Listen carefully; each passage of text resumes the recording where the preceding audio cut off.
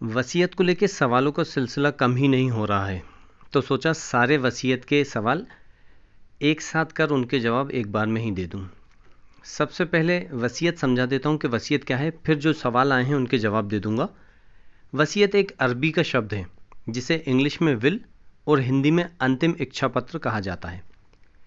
वसीयत एक कानूनी दस्तावेज होता है जिसमें संपत्ति का मालिक अपने जीवन काल में मतलब जीवित रहते हुए अपनी संपत्ति उसकी मृत्यु मतलब उसके इंतकाल के बाद किसको देना चाहता है उसका विवरण उस वसीयत में लिखता है या लिखवाता है, और वसीयतनामा वसीयतकर्ता की मृत्यु के बाद यानी इंतकाल के बाद ही लागू होता है।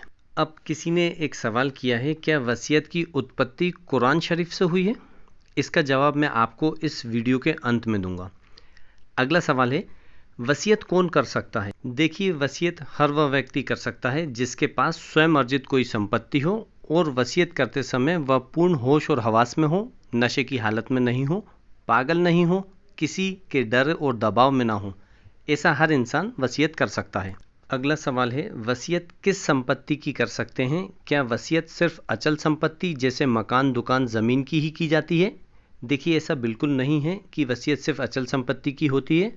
वसीयत चल संपत्ति की भी हो सकती है, जैसे सोना चांदी या उसके आभूषण, नकदी मतलब कैश चाहे बैंक में हो, वाहन, गाड़ियाँ, फर्नीचर, कपड़े या कोई और सामान चाहे वो ज़्यादा कीमती हो या कम कीमती हो, इन सब चीज़ों की वसीयत की जा सकती है। अगला सवाल है, क्या वसीयतनामे में गवाहों का होना ज़रूरी है?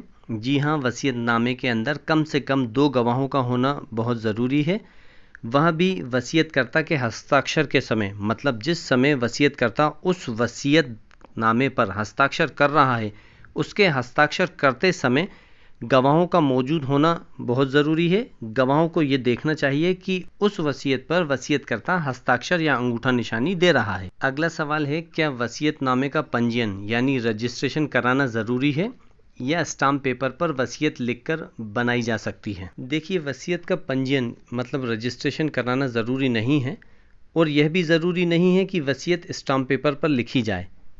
वसीयत सादे पेपर पर भी बनाई जा सकती है, लेकिन मेरी यह एडवाइस है कि वसीयत हमेशा स्टाम्प पेपर पर ही बनाएं और उसका पंजीयन भी करवाएं। अगला सवाल है, क्या एक ही संपत्ति की वसीयत एक से ज़्यादा लोगों के नाम की जा सकती है? जी हाँ, एक ही संपत्ति की वसीयत एक से ज़्यादा लोगों के नाम की जा सकती है, और ऐसी परिस्थिति में भविष्य में जिन लोगों को संपत्ति प्राप्त होगी वो सब लोग उस संपत्ति के सह स्वामी कहलाएंगे। अगला सवाल है, क्या वसीयतनामे में वसीयतकर्ता के फ़ोटो चस्पा होना ज़रूरी है? देखिए, अगर वसीयत का पंजीयन कराया जा रहा है, रजिस्ट्रेशन कराया जा रहा है, तो फ़ोटो होना बहुत ज़रूरी है, और अगर अनरजिस्टर्ड वसीयत है तो उसमें फ़ोटो होना ज़रूरी नहीं है। अगला सवाल है, वसीयत का रजिस्ट्रेशन किस सरकारी कार्यालय में होता है? देखिए, वसीयतनामे का रजिस्ट्रेशन सब रजिस्ट्रार ऑफिस मतलब उप पंजीयक कार्यालय में होता है। अगला सवाल है, क्या एक ही वसीयतनामे का एक से ज़्यादा प्रतियों में मतलब अनेक प्रतियों में पंजीयन कराया जा सकता है? जी हाँ, एक ही वसीयतनामे का एक से ज़्यादा कॉपीज़ में पंजीयन मतलब रजिस्ट्रेशन कराया जा सकता है, और ऐसा उस हालत में कराना चाहिए जिस हालत में एक ही संपत्ति एक से ज़्यादा लोगों को दी जा रही है।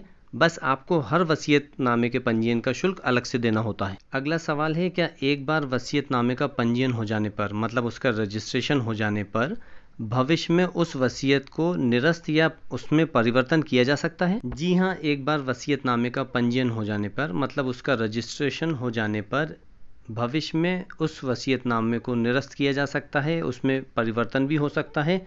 हाँ, यहाँ तक कि आप भविष्य में निरस्त कराएं, फिर परिवर्तन कराएं, फिर पंजीयन कराएं, फिर उसके बाद फिर निरस्त कराएं, फिर परिवर्तन कराएं। ऐसा वसीयतकर्ता अपने जीवन काल में अनेकों बार कर सकता है। अगला सवाल है, क्या वसीयत सिर्फ परिवार के लोगों को ही की जा सकती है या परिवार के बाहर अन्य लोगों के हक में भी वसीयत की जा सकती है?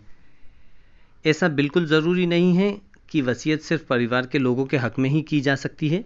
वसीयतकर्ता परिवार से हटकर अन्य लोगों के हक में भी वसीयत कर सकता है। अगला सवाल है, क्या जिन लोगों के नाम पर वसीयतकर्ता ने वसीयत की है और वसीयतकर्ता फिर अपने जीवन काल में उस वसीयत को निरस्त या परिवर्तन करता है, तो इसमें उन लोगों के क्या अधिकार होंगे जो लोग वसीयत ग्रहीता थे? देखिए, वसीयतनामा एक ऐसा दस्तावेज़ है जो वसीयतकर्ता की मृत्यु के बाद यानी उसके इंतकाल के बाद लागू होता है। अब जब वो अपने जीवन काल में ही वसीयतनामे को निरस्त कर रहा है या परिवर्तन कर रहा है, इसका मतलब ये है कि वो तो जीवित है, उसकी मृत्यु हुई नहीं है। जब उसकी मृत्यु हुई नहीं है तो ये वसीयतनामा तो लागू हुआ ही नहीं है। जब लागू नहीं हुआ तो वसीयत ग्रहीता जो थे उनके अधिकारी अभी नहीं बने हैं, तो इसमें उनके कोई अधिकार नहीं रहेंगे। अगला सवाल है, एक ही वसीयतनामे में एक से ज़्यादा संपत्तियों की वसीयत की जा सकती है? जी हाँ, बिल्कुल एक ही वसीयतनामे में अनेक संपत्तियों की वसीयत की जा सकती है। अब वीडियो के अंत में उस सवाल का जवाब देता हूँ कि क्या वसीयत की उत्पत्ति कुरान शरीफ से हुई है? ये सवाल आने के बाद मैंने डीप स्टडी करी तो पता चला कि ये बात सही है कि वसीयत की उत्पत्ति कुरान शरीफ की सूरा नंबर 2 आयत नंबर 180 के प्रकाश में आने के बाद हुई है। कुरान की आयत का ट्रांसलेशन पढ़ देता हूँ। तुम पर फ़र्ज़ किया जाता है कि जब किसी को मौत नज़दीक मालूम होने लगे, शर्त यह है कि कुछ माल भी अपने पीछे छोड़ा हो, तो अपने माँ बाप और रिश्तेदारों और करीबी लोगों के लिए माकूल तौर पर कुछ कुछ वसीयत कर जाए। जिनको खुदा का खौफ है उनके ज़िम्मे यह ज़रूरी है।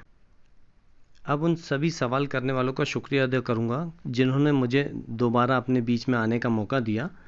आपके सवालों के सही उत्तर मिल गए होंगे, उम्मीद करता हूँ। आपको आसान शब्दों में मैंने समझाने की कोशिश करी होगी। धन्यवाद।